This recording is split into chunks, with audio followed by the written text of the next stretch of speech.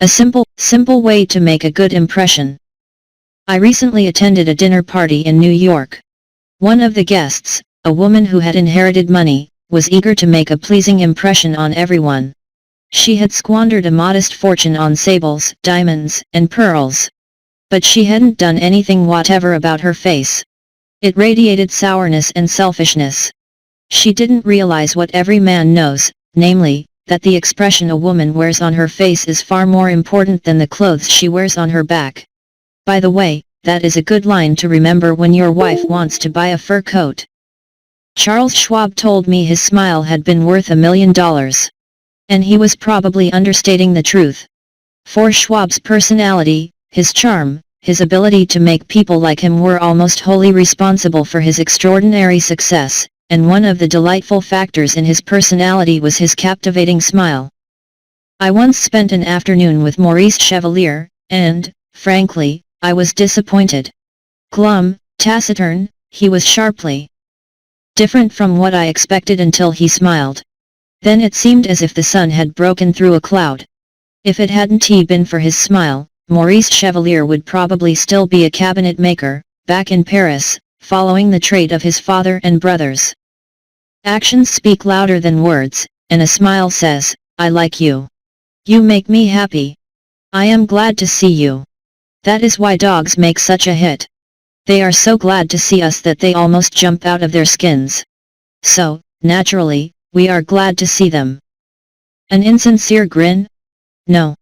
That doesn't fool anybody. We know it is mechanical and we resent it. I am talking about a real smile, a heartwarming smile, a smile that comes from within, the kind of a smile that will bring a good price in the marketplace. The employment manager of a large New York department store told me he would rather hire a salesgirl who hadn't finished grade school, if she had a lovely smile, than to hire a doctor of philosophy with a sober face. The chairman of the board of directors of one of the largest rubber companies in the United States told me that according to his observations, a man rarely succeeds at anything unless he has fun doing it. This industrial leader doesn't put much faith in the old adage that hard work alone is the magic key that will unlock the door to our desires. I have known men, he said, who succeeded because they had a rip-roaring good time conducting their business. Later, I saw those men begin to work at the job. It grew dull. They lost all joy in it, and they failed. You must have a good time meeting people if you expect them to have a good time meeting you. I have asked thousands of businessmen to smile at someone every hour of the day for a week and then come to class and talk about the results. How has it worked? Let's see. Here is a letter from William B. Steinhardt, a member of the New York Curb Exchange. His case isn't isolated. In fact, it is typical of hundreds of others. I have been married for over 18 years, Mr. Steinhardt, and in all that time I seldom smiled at my wife or spoke 24 words to her from the time I got up until I was ready to leave for business. I was one of the worst grouches who ever walked down Broadway. Since you asked me to make a talk about my experience with smiles, I thought I would try it for a week. So the next morning, while combing my hair, I looked at my glum mug in the mirror and said to myself, "Bill, you are going to wipe the scowl off that sour puss of yours today. You are going to smile. And you are going to begin right now." As I sat down to breakfast, I greeted my wife with a "Good morning, my dear," and smiled as I said it. You warned me that she might be surprised. Well, you underestimated her reaction. She was bewildered. She was shocked. I told her that in the future she could expect this as a regular occurrence, and I have kept it up every morning now for 2 months. This changed attitude of mine has brought more happiness in our home during these 2 months than there was during the last year. As I leave for my office now, I greet the elevator boy in the apartment house with a good morning and a smile. I greet the doorman with a smile. I smile at the cashier in the subway booth when I ask for change. As I stand on the floor on the Curb Exchange, I smile at men who never saw me smile until recently. I soon found that everybody was smiling back at me. I treat those who come to me with complaints or grievances in a cheerful manner. I smile as I listen to them, and I find that adjustments are accomplished much easier. I find that smiles are bringing me dollars, many dollars every day. I make my office with another broker. One of his clerks is a likable young chap, and I was so elated about the results I was getting that I told him recently about my new philosophy of human relations. He then confessed that when I first came to make my office with his firm he thought me a terrible grouch and only recently changed his mind. He said I was really human when I smiled. I have also eliminated criticism from my system. I give appreciation and praise now instead of condemnation. I have stopped talking about what I want. I am now trying to see the other person's viewpoint. And these things have literally revolutionized my life. I am a happier man, a richer man, richer in friendships and happiness. The only things that matter much after all. Remember, this letter was written by a sophisticated, worldly, wise stockbroker who makes his living buying and selling stocks for his own account on the New York Curb Exchange, business so difficult that 99 out of every 100 who attempt it fail. You don't feel like smiling? Then what? 2 things. First, force yourself to smile. If you are alone, force yourself to whistle or hum a tune or sing. Act as if you were already happy, and that will tend to make you happy. Here is the way the late Professor William James of Harvard put it. Action seems to follow feeling, but really action and feeling go together, and by regulating the action, which is under the more direct control of the will, we can indirectly regulate the feeling, which is not. Thus the sovereign voluntary path to cheerfulness, if our cheerfulness be lost, is to sit up cheerfully and to act and speak as if cheerfulness were already there. Everybody in the world is seeking happiness, and there is one sure way to find it. That is by controlling your thoughts. Happiness doesn't depend on outward conditions. It depends on inner conditions. It isn't what you have or who you are or where you are or what you are doing that makes you happy or unhappy. It is what you think about it. For example, 2 people may be in the same place, doing the same thing, both may have about an equal amount of money and prestige, and yet one may be miserable and the other happy. Why? Because of a different mental attitude.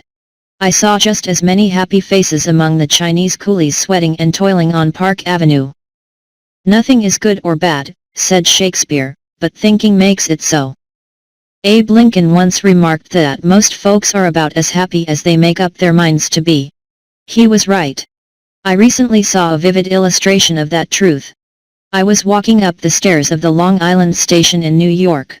Directly in front of me 30 or 40 crippled boys on canes and crutches were struggling up the stairs. One boy had to be carried up. I was astonished at their laughter and gaiety. I spoke about it to one of the men in charge of the boys.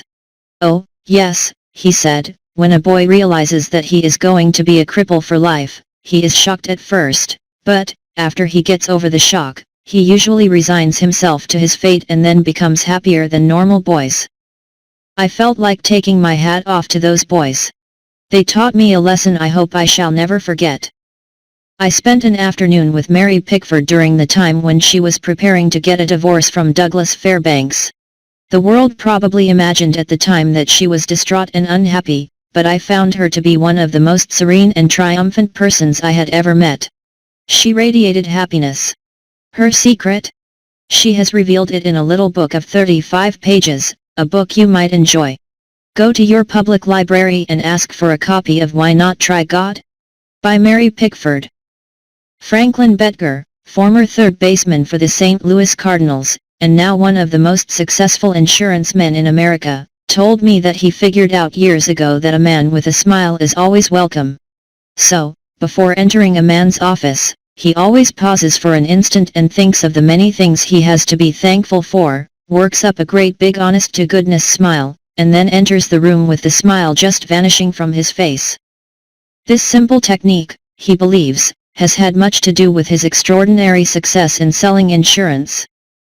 Peruse this bit of sage advice from Elbert Hubbard, but remember, perusing it won't do you any good unless you apply it. Whenever you go out of doors, draw the chin in, carry the crown of the head high, and fill the lungs to the utmost, drink in the sunshine, greet your friends with a smile, and put soul into every hand clasp. Do not fear being misunderstood and do not waste a minute thinking about your enemies. Try to fix firmly in your mind what you would like to do, and then, without veering off direction, you will move straight to the goal. Keep your mind on the great and splendid things you would like to do and then, as the days go gliding by, you will find yourself unconsciously seizing upon the opportunities that are required for the fulfillment of your desire, just as the coral insect takes from the running tide the element it needs. Picture in your mind the able, earnest, useful person you desire to be, and the thought you hold is hourly transforming you into that particular individual. Thought is supreme. Preserve a right mental attitude, the attitude of courage, frankness, and good cheer. To think rightly is to create. All things come through desire, and every sincere prayer is answered. We become like that on which our hearts are fixed. Carry your chin in and the crown of your head high. We are gods in the chrysalis. The ancient Chinese are a wise lot, wise in the ways of the world, and they have a proverb that you and I ought to cut out and paste inside our hats. It goes like this: a man without a smiling face must not open a shop. And speaking of shops, Frank Irving Fletcher, in one of his advertisements for Oppenheim, Collins & Co., gave us this bit of homely philosophy. The value of a smile at Christmas. It costs nothing, but creates much. It enriches those who receive, without impoverishing those who give. It happens in a flash, and the memory of it sometimes lasts forever. None are so rich they can get along without it, and none are so poor but are richer for its benefits. It creates happiness in the home, fosters goodwill in a business, and is the countersign of friends. It is rest to the weary, daylight to the discouraged, sunshine to the sad, and nature's best antidote for trouble. Yet, it cannot be bought, begged, borrowed, or stolen, for it is something that is no earthly good to anybody till it is given away. And if in the last-minute rush of Christmas buying some of our salespeople should be too tired to give you a smile, may we ask you to leave one of yours? For nobody needs a smile so much as those who have none left to give. So if you want people to like you, rule 2 is: smile.